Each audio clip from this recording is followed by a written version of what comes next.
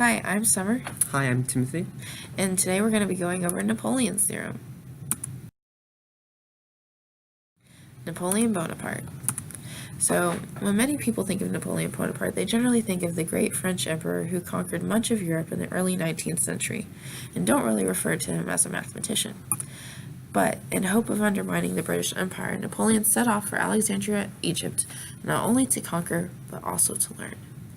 So he crossed the Mediterranean from France to Egypt, and with him he took 151 researchers, scientists, and mathematicians. He prided himself with his love of mathematics and sought to learn, discover, and record his findings in the ancient city. There he compiled a book called Description de l'Egypte, which is the #1 book still used today as far as the findings of that ancient city, where all of these researchers' findings were compiled together, and it is the prime source of knowledge of that time.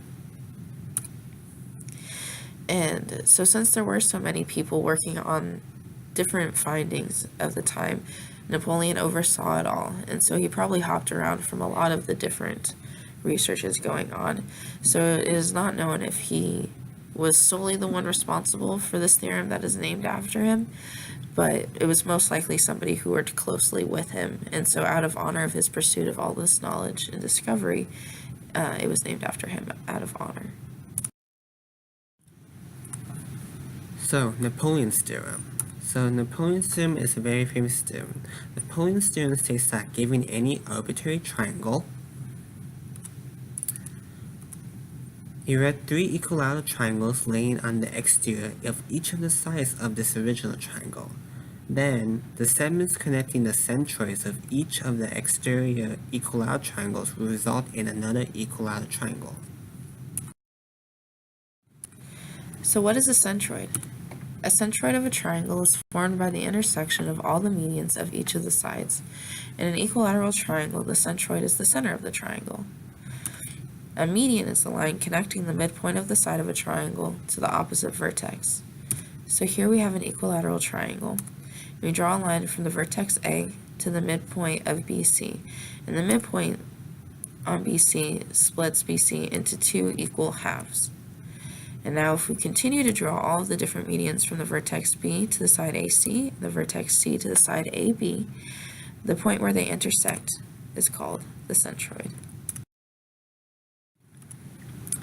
Now, triangle congruence. So, what does congruence mean? Well, congruence means when we have 2 figures that have exactly the same size and shape. There are several criteria. So, to fit the definition of what the criteria is there are 6 quantities which include 3 angles and 3 sides of a triangle that should equal the corresponding quantities of another triangle. However, the definition of congruency can be reduced to only 3 of these quantities.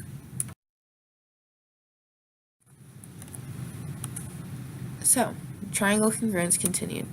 Some valid criteria. First of which is SSS, or side-side-side criteria, which is 2 triangles with all 3 sides equal. The next is ASA, or angle-side-angle criteria, which is 2 angles with 2 angles and the side between them equal. SAA, or side-angle-angle, is when 2 triangles with a side and 2 consecutive angles are equal. And then side-angle-side is, or SAS, is when 2 triangles with 2 sides and the angle between them are equal. Now we looked at valid criteria. Now we're going to look at the non-valid criteria, and so they include SSA and AAA. So SSA, or side-side angle, is when 2 triangles with 2 sides and they SSA, or side-side angle, is when 2 triangles with 2 sides and the angle next to them are equal. And we have AAA, or angle, is when all 3 angles in the triangle are equal to another triangle. And this is actually the criterion for similarity. So if we have one side, let's call it AB, and the side of equal length, also AB, and another side connected to it, which we will call BC, with an angle at the end of that side. And we draw the same side, BC, of equal length and an angle from C of equal length. Here we can show or see that both of the sides are all equal. However, the angle between, or the angle ABC in both angles is different. The first one is much smaller than the second one. And so side-side angle only requires that two consecutive sides in the following angle be congruent. So here both diagrams show that. They showed side-side angle being equal. However, the angle in between ABC are not equal. So therefore the resulting triangle of these two diagrams would not be congruent. Now, an example of AAA, or angle, angle, angle. So we have triangles ABC and another triangle DEF. Just by looking at them, we can see that the two triangles are similar. So angle A is equal to angle D, and angle B is equal to angle E. Since two of the angles from each of the triangle are equal, we can say that the remaining third angle is equal. So angle C is equal to angle F. Even though they have equal corresponding angles, we can clearly see that they have different side lengths. So even though these two triangles have three quantities equal, not all 6 of the quantities are equal. Therefore, the two triangles are not congruent.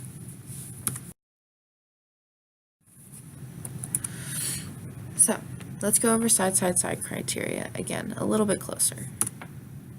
So consider we have triangle ABC and triangle DEF. So here we have ABC and DEF. So if we want to say that AC is equal to ED, it would be like being able to put one side on top of the other and then matching perfectly. So we take DE and try and place it on top of AC. And now we have AE and CD. So next, BA equals FE. So for this to be true, let's move it over and show that it reflects BE, or BA. So if we remove EF, place it over here, it reflects B across the line AC. And then next, BC equals FD. So we take that side of the triangle and place it perfectly on the other side, and now we see that we have two triangles perfectly reflected over the same congruent line, and therefore side, side, side would be true because the two angles we can see are equivalent. So triangle ABC and triangle DEF are congruent because of the side, side, side congruency criterion, and therefore angle A equals angle D, angle B equals angle E, and angle C equals angle F are true as well. And this is just showing that even though we only had 3 of the criteria, all 3 of the quantities, all 6 are true. And another similar picture would be where we still have one side overlapping, and in these ways we can see that they are still, these two triangles are a reflection of one another.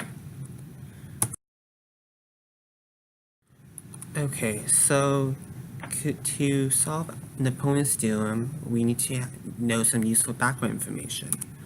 One of them includes, as you know, the common Pythagorean theorem, and that is the symbol a squared plus b squared equals c squared.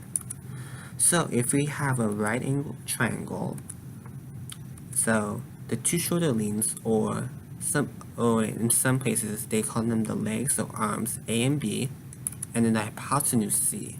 So if the sum of the two legs squared equals the hypotenuse squared. Okay. And also we have SOHCAHTOA. And SOHCAHTOA means, well, the first part means sine equals opposite over hypotenuse, cosine is adjacent over hypotenuse, and tangent is opposite over adjacent. So here we have another right angle triangle, A, B, and C. And so if we take, let's say, the angle alpha as indicated as shown, So the sine of angle alpha is b over c. The cosine of angle alpha is a over c.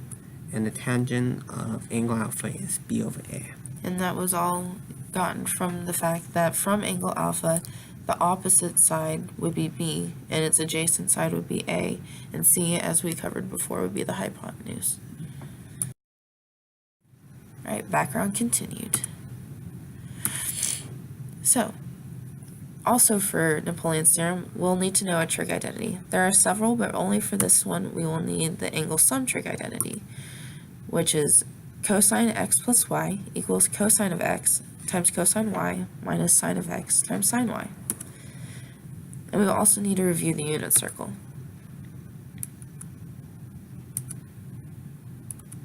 And here's a handy dandy unit circle. So an example of that would be the cosine of 30 degrees and sine of 30 degrees, which from the diagram we can see the x value would be root 3 over 2 and the y value would be 1/2. Next. Now, more important background information that we need to know includes the extended law of sines. So what does this stand for?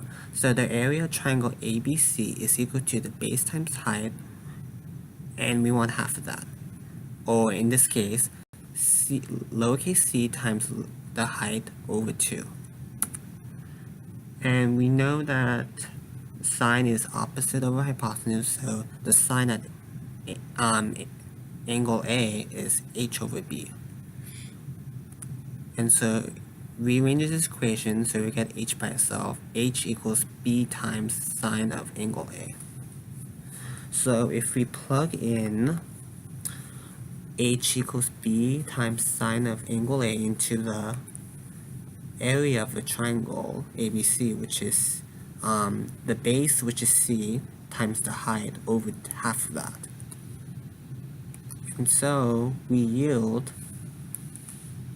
the area of triangle ABC is actually equal to BC times the sine of angle A over 2. So the proof of law of cosines. The law of cosines is when three sides or two sides and the angle between them are known. This is when we can use the law of cosines. And so its standard equation is c squared equals a squared plus b squared minus 2ab cosine c. Proof. If angle c equals 90 degrees, then the cosine of c equals 0, which we get from the unit circle. When angle c is less than 90 degrees, then x equals pc. And so here we have a triangle ABC, which we will use for this proof. Since triangle APC is a right triangle, cosine c equals pc over ac, or x over b, and x equals b cosine c. Therefore, b squared equals x squared plus h squared, and c squared equals h squared plus a minus x squared. And c squared equals b squared minus x squared plus a minus x squared, which therefore gives you b squared minus x squared plus a squared minus 2ax plus x squared, which can be simplified down to a squared plus b squared minus 2ax. Now, when angle C is greater than 90 degrees, x also equals PC, but for this scenario of a triangle. And therefore, cosine C equals negative x over b, and x equals negative b cosine c. And therefore, plugging it in again, b squared equals x squared plus h squared, and c squared equals h squared plus a plus x squared.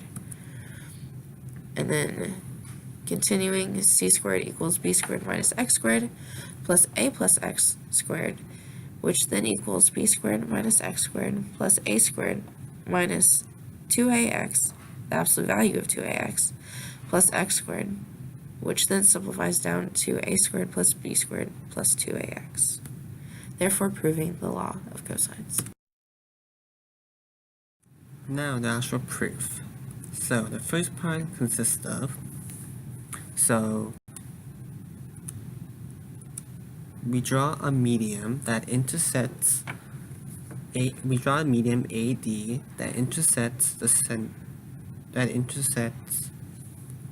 centroid of triangle AKC. Yes. So consider triangle ADK and triangle ADC from the figure as shown. So we know that the medium AD intersects side KC at point D. So we can say that KD is equal to DC. So part A continued. Now we're going to be focusing on just that one equilateral triangle, triangle AKC, and there's its centroid. So if we draw the median again at point D,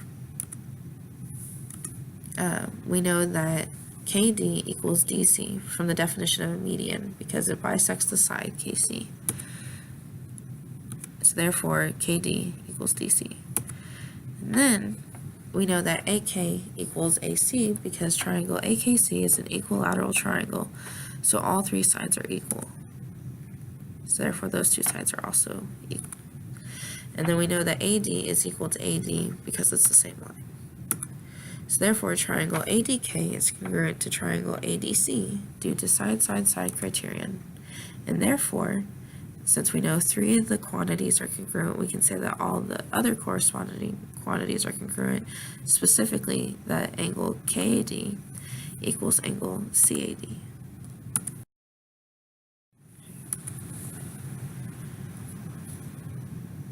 Part A continued.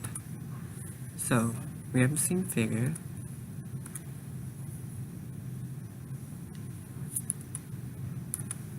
And now we've labeled more of the parts of our equilateral triangle and our arbitrary triangle. We've drawn the median from A to D again, and now also extended the median from A to H. And H is the centroid.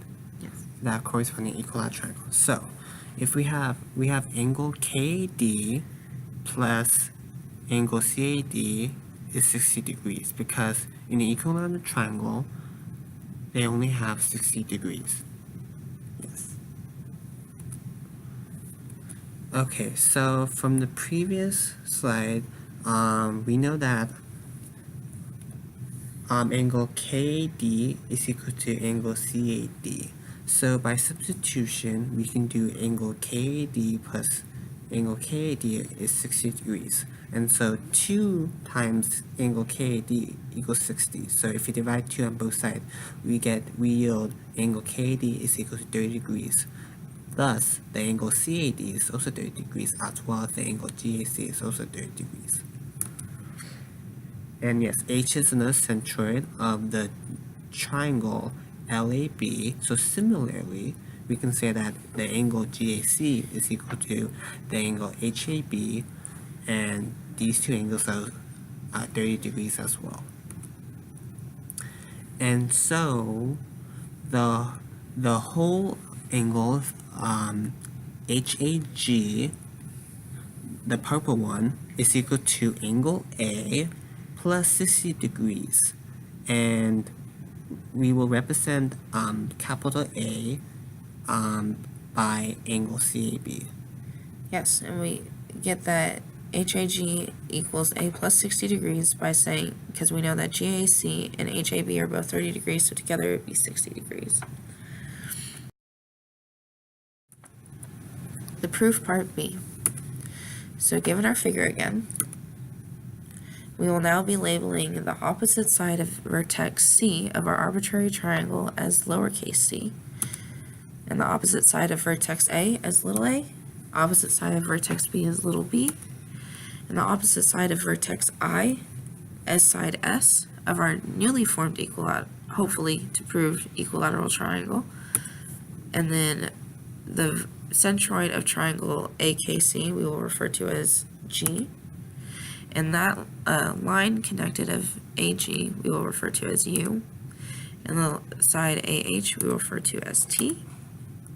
So the application of the law of cosines on triangle AHG. So we can say that side S squared equals the side U squared plus T squared minus 2UT cosine A plus 60 degrees. Therefore, the cosine of angle HAB, which we got from the previous slide, we said was A plus 60 degrees, so we were just plugging it in, equals 30 degrees, and therefore that equals C over 2T. So, by rearranging, we get that T equals C over 2 times 2 over root 3, and therefore T equals C over root 3. Similarly, for cosine of angle GAC, which we said equals 30 degrees, so the cosine of that angle equals B over 2U. So therefore U, by substitution, equals B over 2 times 2 over root 3, which equals B over root 3.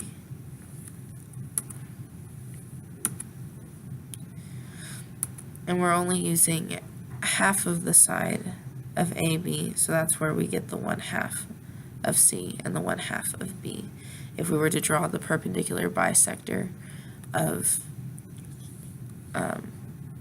these lines. And the perpendicular bisector comes from the extended median, so if we were to continue out this dotted line from H to side AB, that would be our median, because the perpendicular bisector is formed from the midpoint of a side where it can create a 90-degree angle.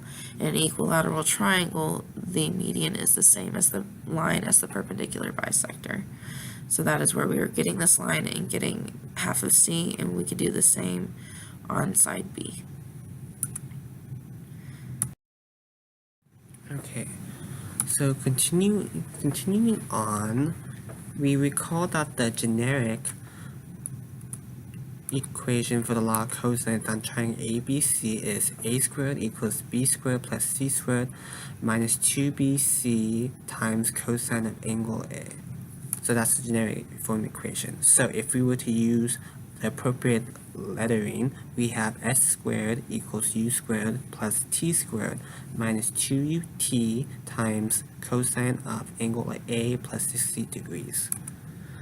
And so if we were to substitute u, the variables u and t, we would get s squared equals b squared over 3 plus c squared over 3 minus 2bc over 3 times cosine of angle A plus 60 degrees.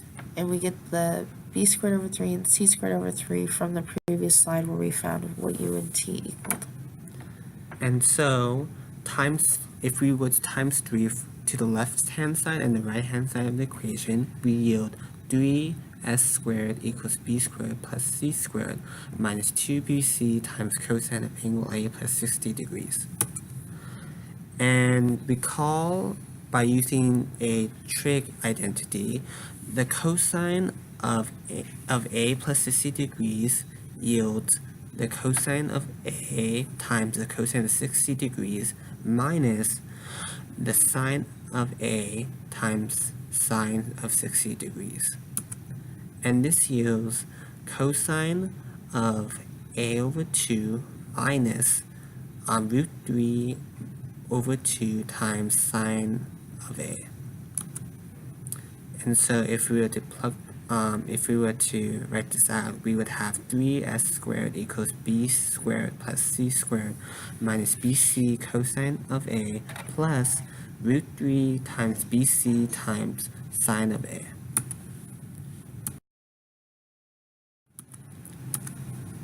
The proof part C. So, we're going to label the equation we just found, 3s squared equals b squared plus c squared minus bc cosine A plus root 3 bc sine A as our first equation. And then our second equation we will refer to as s squared equals b squared plus c squared minus 2bc cosine A. And our third equation that we will refer back to is the area equals 1/2 bc sine A. So by rearranging equation 2, we get that 1/2 of s squared minus b squared minus c squared equals bc cosine A. And so by plugging it in to the first equation, we yield b squared plus c squared plus s squared over 2 minus b squared over 2 minus c squared over 2 equals s squared over 2 plus b squared over 2 plus c squared over 2, which therefore equals 1/2 s squared plus b squared plus c squared. Okay, continuing on. So, restating the first and third equations, just like in the previous slide, where we rearrange the second equation, we will take the third equation and substitute it into equation 1. So, this yields 3s squared equals 1/2 times s squared plus b squared plus c squared plus 2 times root 3 times the area of triangle ABC. So, sides S, H, and G are equal, and G, lowercase g, is the side IH, and lowercase h is the side GI, and then, as we know, as we prove, lowercase s is the side GH. And if we were to do this, the same process, so in the beginning we solve that, we try to find lowercase s. If we were to do this with the other sides, gi and also hi, we would say that the sides s, h, and g are equal. So we can say that 3g squared equals 1/2 of s squared plus b squared plus c squared plus 2 times root 3 times the area of triangle ABC, which is also equal to 3h squared equals 3s squared, as we just proved. So, therefore, the sides IH, HG, and GI equal. Therefore, triangle GIH, the newly formed equilateral triangle connecting the C centroids, is an equilateral triangle. We did it! So, now that we've proven Napoleon's theorem, let's look at an extension of Napoleon's theorem, which is Theobald's problem 1. So just like all of the triangles we use on the outside of the arbitrary triangle were equilateral, this uses squares of an arbitrary parallelogram. So a little background on Theobald. Victor Theobald was born 61 years after Napoleon's death, so that shows how long it took people to continue thinking about it to show other connections. And he posed 3 problems in 1938. So Theobald's problem 1 states, given any parallelogram, erect a square on each of its 4 sides. The resulting shape of connecting all of the centroids of the square will be a square. So this is just one extension. There are a few others out there. And thank you for listening to our proof of Napoleon's theorem. Thank you.